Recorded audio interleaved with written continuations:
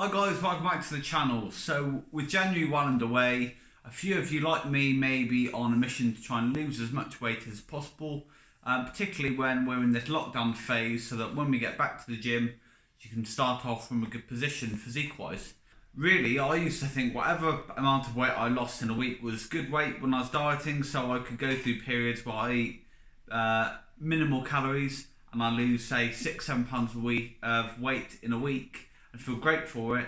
And then when I've dieted, at the end of that diet, I realise I've lost most of the muscle gains as well. So that's because there is a limit to the amount of fat loss you can have per week without encroaching on your muscle gains. So what better way to explore this than through science? So as always, there's plenty of science out there, and there's one particular study which is helpful here. It's a 2005 study by Dr. Seymour Alpert, which concludes the maximum rate of fat that can be burned per pound of body fat per day is at a rate of 31 calories per pound per day. Any more than this, so if there's a greater rate, then your body would then turn to use muscle for energy as opposed to burning off any fat. Let's try a real example.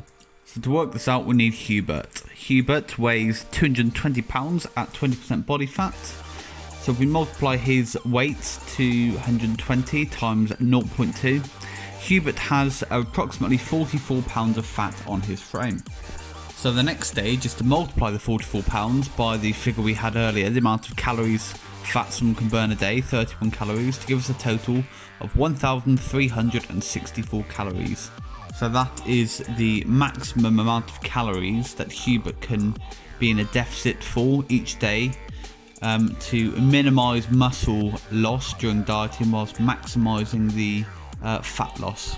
So to work this out over a week, we literally multiply the 1364 times 7, then divide that by 3,500, because 3,500 calories is the equivalent to 1 pound of fat, which leaves a total figure of 2.73. So Hubert can lose 2.73 pounds a week, and that would be the maximum amount of fat that he can lose without encroaching into losing too much muscle tissue.